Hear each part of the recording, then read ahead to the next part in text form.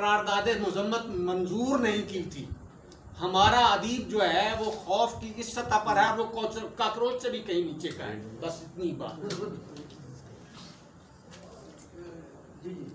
जब press club पे योम मई पे गोली चली थी तो एक छरा मेरे यहाँ और एक गले में, तो उस पे कॉलम लिखे गए और उसको इस्लामी शरे का नाम दिया गया जो थे।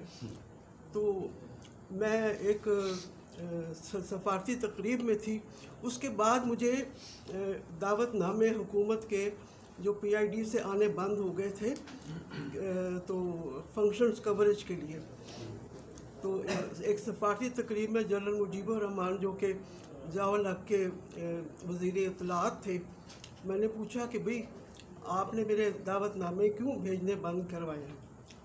तो कहने लगे कि तुम लेफ्टिस्ट हो। मैंने कहा जी लेफ्टिस्ट से आपकी क्या मुराद है? कहने लगे जो खुदा को नहीं मानते। मैंने कहा सुभान अल्लाह।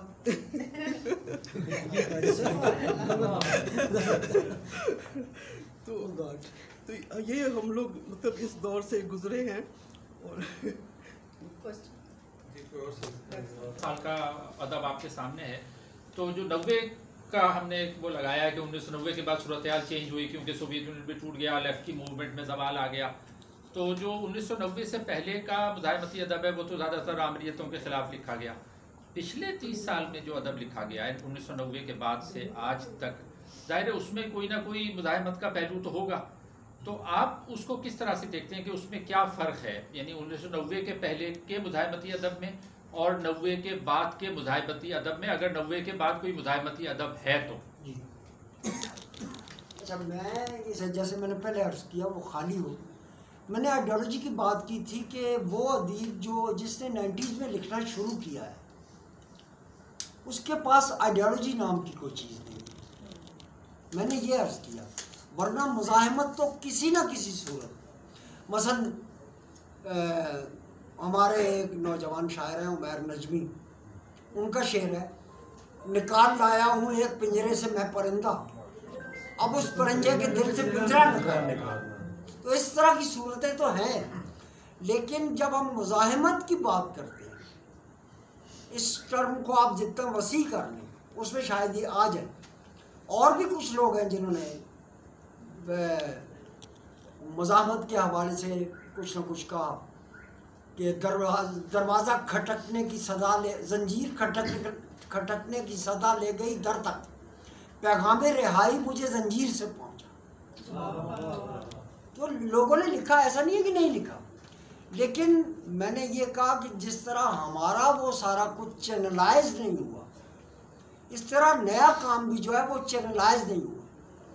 और मैंने ये भी कहा कि इस ताराए करबला में लोगों ने गरकाब कब की हो चुकी है किश्ती जजीद, अब तक रवां दवा है सफीना हुसैन का।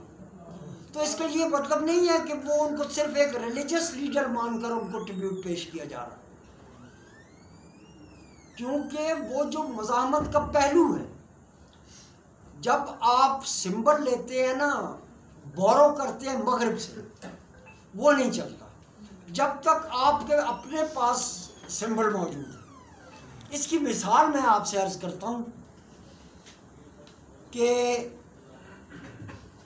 जो आ रही है चाहे यूसुफ से सदा, दोस्त यहाँ थोड़े हैं और भाई बहुत, या कल का दिन भी मेरे नीलाम का दिन था यूसुफ, आज का दिन भी मेरा भाव चुकाने आया, या फैज़ न हम यूसुफ न कोई याकूब जो हमको जान, अपना क्या के नाम में रहे या मिस्र में जा आबाद, हम भी देखेंगे, लाजिम है कि हम भी देखेंगे। लेकिन ये 90 के बाद का तो नहीं, वो कह रहे फैज़ साहब। इसमें एक अहम सवाल ये है कि क्या ये कहकर के नई नस्ल को उस हवाले से सवाल नहीं करती या उस हवाले से मुज़ाहिमत नहीं करती, क्या आज का दानिश्वर जो उससे उसका वो पिछली भी दौर से जुड़ा हुआ है, जैसे कि आप हैं और यहाँ बहुत सारे और लोग भी मौजूद हैं, तो क्या वो ये बरीज़िम्मा हो सकता है ये कहकर? तो फिर इसका मसले का हल भी कोई आप बताइए ना, वो फरमाइए। मसले का हल ये है, मैंने पहले कहा कि उस सारे को चैनलाइज करके आपको पहुंचाना पड़ेगा। बदकिस्मती से 80 के बाद उर्दू में नाकिद पैदा ही नहीं हुआ। इसका क्या करेंगे आप कि नाकिद की जिम्मेदारी जो निभाने वाले हैं वो आपके माँ बाप जदीदियत और पोस्ट मॉडर्निज्म के पीछे पड़े हुए हैं। उन्हें अपने लिटरेचर से कोई दिलचस्पी नहीं है, और जो लिटरेचर आपका 80s तक आपके पास पहुंचा वो नाकिदीन की वजह से पहुंचा और अपने दमखम की वजह से पहुंचा, नाकिदीन ही नहीं है। यानी अगर आज मेरा क्वेश्चन ये है कि कैसे चैनलाइज करेंगे, क्रॉस कैसे लेके आएंगे बस एक जी सवाल कीजिए ताकि सब चैनलाइज यूँ करेंगे आपके अपने यहाँ मुज़ाहमत की पूरी तारीख, सबसे सच्ची तारीख जो है वो फ़नून लतीफ़ा में होती है, क्योंकि वो उस तारीख के मुतवाज़ी होती है जो मलूक लिखवाते हैं। उसके मुतवाज़ी एक तारीख, पैरेलल एक तारीख लिटरेचर में, फाइन आर्ट्स में चल रही होती है। आप उस तारीख पर भरोसा करके उसको एडिट करके उसको लिख के, अब कोई शख्स आपको ऐसा तो नहीं मिलेगा जो आपको मीर से लेके आज तक के जितने भी लोग हैं उनमें एक एक शेर सबका सुना सके। ऐसा तो कोई आदमी आपको नहीं मिलेगा जो ज़बानी इस तरह सुना सके। तो वो किसी लेकिन एक नाकिद के लिए ये ज़रूरी है कि उसको सब टिप्स पे याद हो। मीर आलम तमाम बस जावे, बन पड़े हमसे रोजगार है काश, ठीक है। या हमने ये माना कि दिल्ली में रहे खाएंगे क्या, जो गालिब का मसला है। जब वो ये कहता है कि गालत करे नामूस ना हो गर हवा से ज़र, क्यों शाहिद गुल बाग से बाजार में आवे। तो बुनियादी तौर पर ये मार्केट इकॉनमी की तरफ आप मैं निकल आया हूँ, मैं जाना नहीं चाह रहा था उस तरफ। बुनियादी तौर पर बात यह है कि जब आप एक कंज्यूमर सोसाइटी, प्रोडक्टिव सोसाइटी आपकी नहीं है, आपकी इंडस्ट्री जो थी वो चली गई बाहर सारी, आपकी अग्रेरियन सोसाइटी कहा जाता था कभी इस मुल्क को, वो भी नहीं रही। तो अब आप ये है कि बोरोअर हैं, आप मांगे तांगे पे कुछ गुजारा कर लेते हैं। अगर आपको किस्त मिल जाती है तो well and good, otherwise you are going outside. और इसका कोई और इलाज नहीं है सिवाय इसके कि जब तक लीडरशिप आपकी अपनी क्लास से नहीं आती, जिसने मुज़ाहमत को झेला हुआ है, उस वक्त तक आपके यहाँ तब्दीली जो है वो बहुत मुश्किल है और नई नस्ल तक आपका काम नहीं पहुँचेगा। उन्होंने किरदार अदा किया जी। तो क्या ख़वातीन के कोई नाम आपके जहन में नहीं आते हैं? क्या आप ये नहीं कह सकते कि जैसे फेमिना याद है, जैसे किशोर नाहिद ने भी शुरू में, मैं समझती हूँ कि फेमिनिज्म भी एक, आजकल के ज़माने में फेमिनिज्म भी एक मुज़ाहमत का इजहार है। तो किशोर नाहिद भी करती रही हैं। उसके अलावा और बहुत सी शायरात हैं, जैसे सारा शगुफ्ता, हाँ शाहिदा हसन है और अदा जाफरी हैं। ये आपने इनमें से किसी का नाम नहीं लिया? ये आपकी गलती है, थैंक यू। और मैंने जिक्र नहीं किया। उसकी बुनियादी जो वजह है वो ये है कि मेरे यहाँ फेमिनिज्म की कोई उस तरह गुंजाइश नहीं है। उसकी वजह यह है कि मैं किसी सतह पर भी औरत को मर्द के मुकाबले में कमतर नहीं समझता, और वो अपना हक मर्द के शाना बशाना पूरी तरह अदा कर रही। तो मैं उसको क्यों एक छोटे से दड़बे में बंद करूं?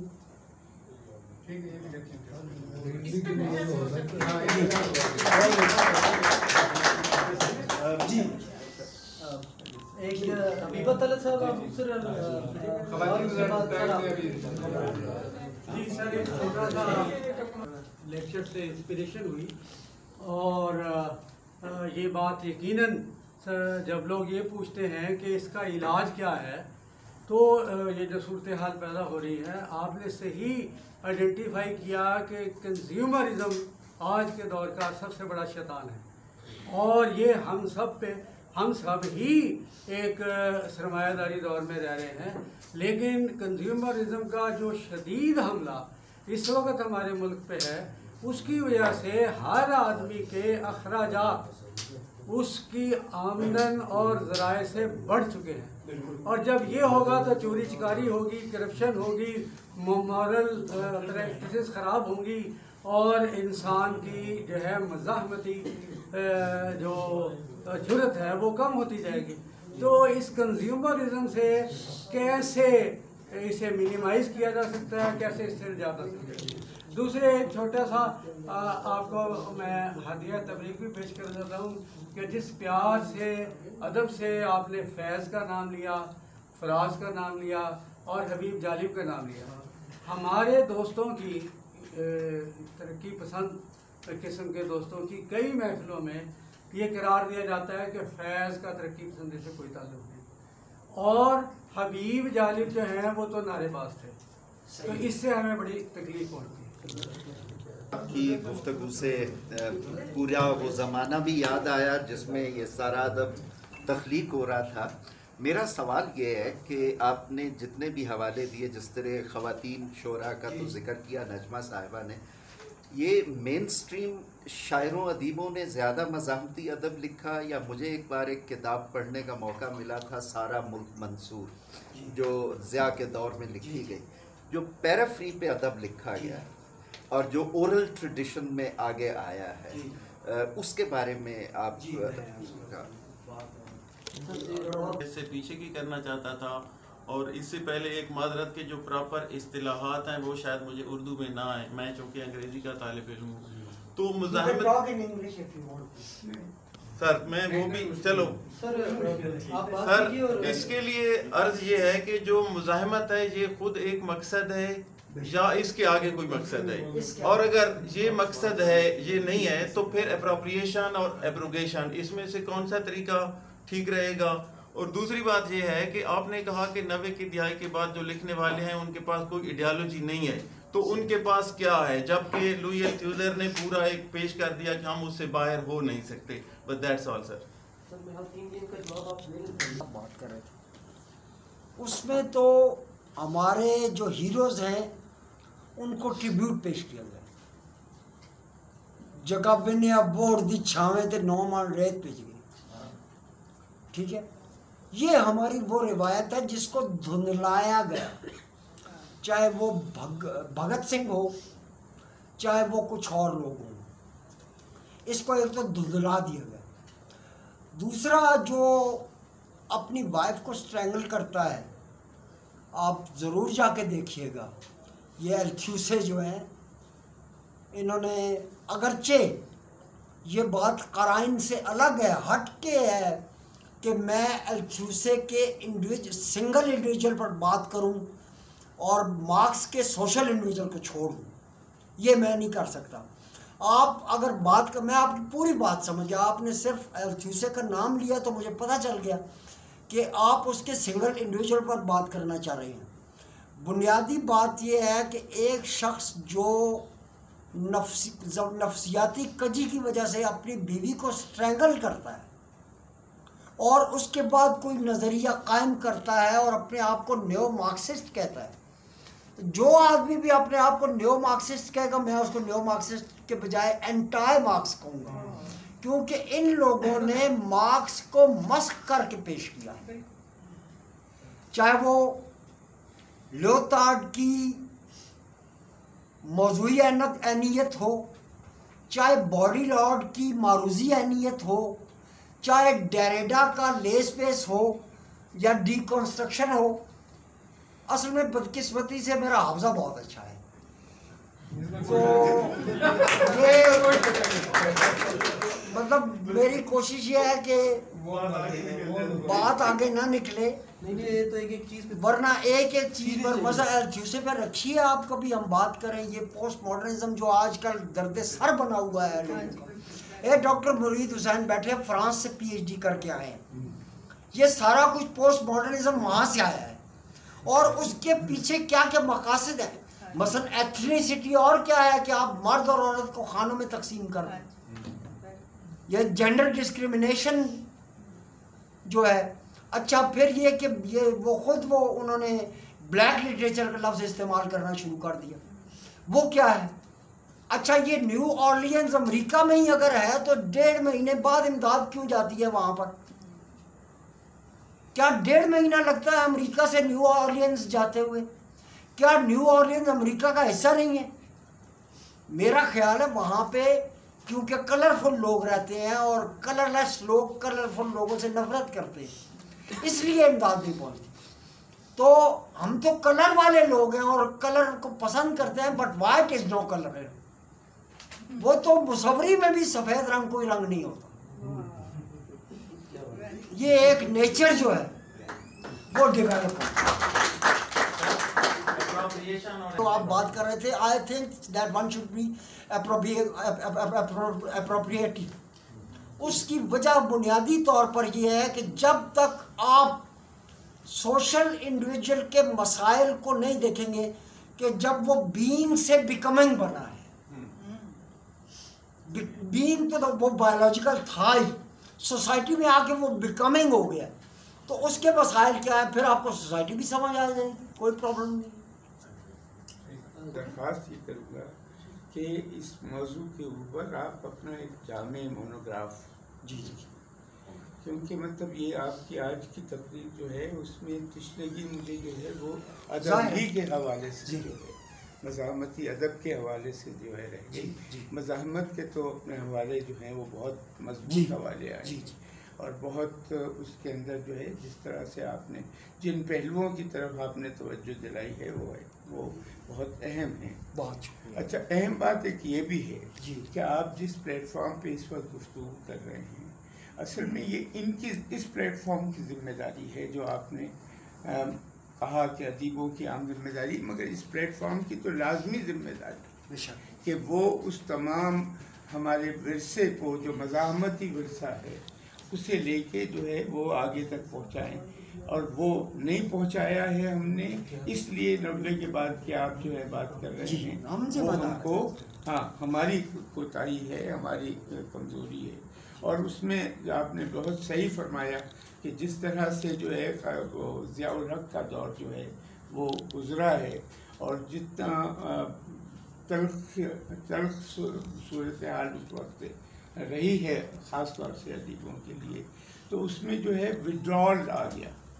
तो मेरा अर्ज़ करना ये भी है कि आप जब बात कर लिखें मजमून, तो उसमें हर दौर के ईडियम जो है मज़ाहमत का उसको ज़रूर डिफ़ाइन करते चलें, क्योंकि मतलब जो है अलामती अफसाना, वो अलामती अफसाना दाऊद का हो या का हो या शायरी में हो, वो मतलब ज़ियाउल हक के दौर के अंदर या उससे पहले अय्यूब खां के दौर के अंदर वो सब आए, क्योंकि लफ्ज़ बरहना जो है वो तो हबीब जालिब जैसे लोग जीदार लोग कर सकते हैं, लेकिन बहुत कम लोग हैं जो उतने जीदार होंगे, लेकिन उसके बावजूद मुज़ाहमत करना चाहते हैं, तो उन्होंने मुज़ाहमत की है और अपने अदब के अपनी तख्लीक के अंदर मुज़ाहमत की है।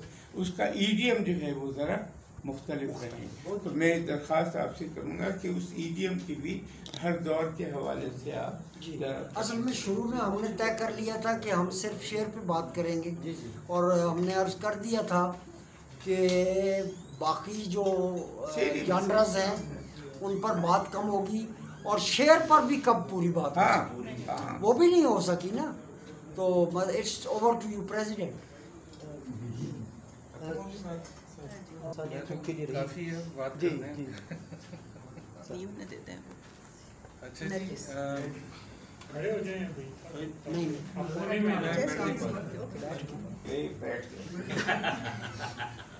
अच्छा जी, बहुत अच्छा और भरपूर इजलास रहा, आप सबको मुबारक हो।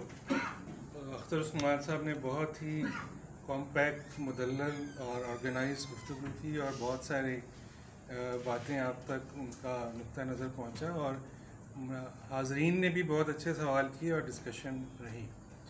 मैं बस इसमें मज़ीद कुछ इजाफ़ा तो नहीं कर सकता, ना इस वक्त टाइम भी नहीं है, बल्कि इन्हीं की बात को हम आगे बढ़ाएंगे।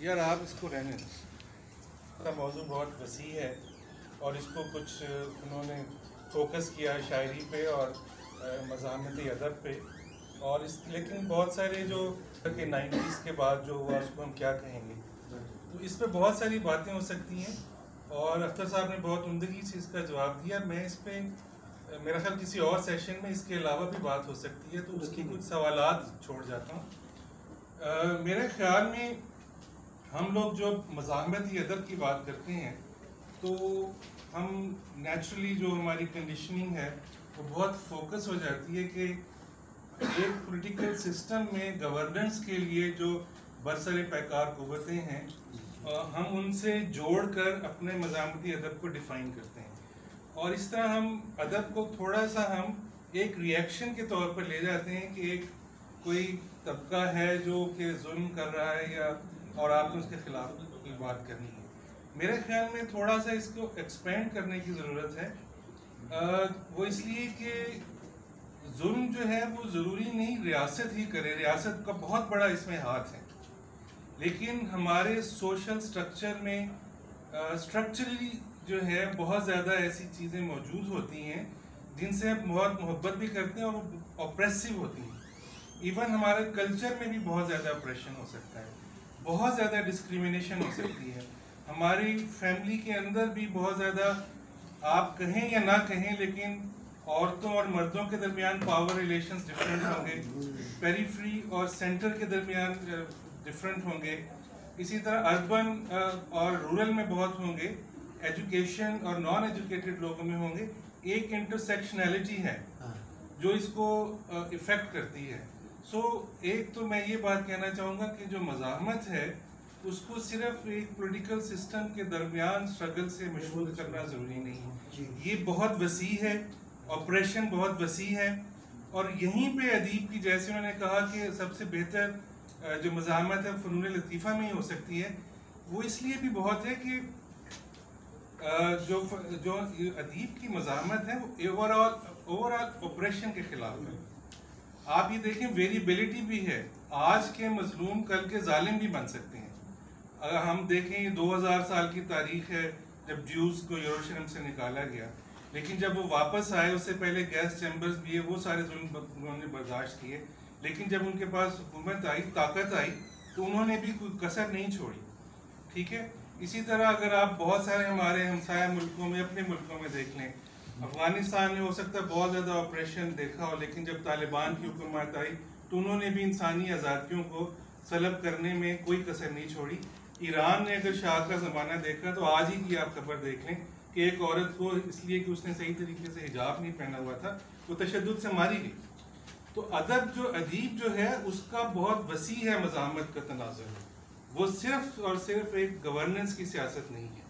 इसलिए अदब तो बजाते खुद अपनी फॉर्म्स के साथ भी मज़ाहमत करता है, अगर वो अपना एक्सप्रेशन नहीं कर पा रहा तो उसकी जो फॉर्म्स हैं जो अदब में, उसके ख़िलाफ़ भी वो नई तख्लीक करता है। अदब बुनियादी तौर पर तख्लीक कार है, और उसने एक जो हमारे इर्द गिर्द, और सबसे बड़ी बात ये है कि थोड़ा सा हमें इससे भी निकलना चाहिए कि किसी भी चीज़ के अनकंडीशनल तसल्लुत को आप ना मानें, चाहे नज़रिया ही क्यों ना, क्योंकि नज़रिया भी एक सतह पे ऑपरेसिव हो सकता है, और हमारी हिस्ट्री में बहुत मिसालें हैं इसकी। ज़िंदगी मुसलसल तग़य्युर पज़ीर है, चेंज हो रही है, इसकी डिफरेंट फॉर्म्स बदल रही हैं। अदीब देखता है कि किस वक्त किस मौके पे कौन सी जो है वो एक जुल्म, कोई भी चीज़ एक इंस्ट्रूमेंट के तौर पर इस्तेमाल हो रही है, उसको उससे रेजिस्ट करना है। जहाँ तक पाकिस्तान में सवाल है, और दूसरा ये कि कोई एंटी वेस्ट होना भी ज़रूरी नहीं है, वेस्ट से हमने बहुत कुछ सीखा भी है, इवन मार्क्स भी कोई पाकिस्तान में पैदा नहीं हुआ था। तो ये भी देखना ज़रूरी है कि जो चीज़ अच्छी है, एक बहुत अपने तसव्वुरात के ख़िलाफ़ भी मज़ाहमत करनी चाहिए। और दूसरा ये है कि पाकिस्तान में भी बहुत ज़्यादा लोगों ने कंट्रीब्यूट किया, उसकी बड़ी तारीख़ है। अख्तर साहब ने बहुत उम्दगी से बयान किया, उन्होंने इतने ज़्यादा आपको मिसालें दी। थोड़ा सा मैं कुछ और भी कहना चाहूँगा कि यही हमारे अंजुमन तरक्की पसंद मुसन्निफ़ीन ने भी अपने आप को इस तरह एक ग्रोह से वाबस्ता कर लिया कि कोई भी और तरह का जो मज़ाहमत कार था उसको उन्होंने तस्लीम नहीं किया, लेकिन उनकी मज़ाहमत शायद उनसे भी बड़ी थी। मेरी मिसाल सादत हसन मंटो से है या उस तरह के और लोगों से है। उन्होंने मुआशरे के अंदर मुख्तलिफ परतों में, मुख्तलिफ सतहों में जिस तरह ऑपरेशन को डिस्कवर किया और उसके बारे में लिखा, और इतनी खूबसूरती से लिखा, मेरा ख्याल उसका क्रेडिट देना जो है वो हमें चाहिए।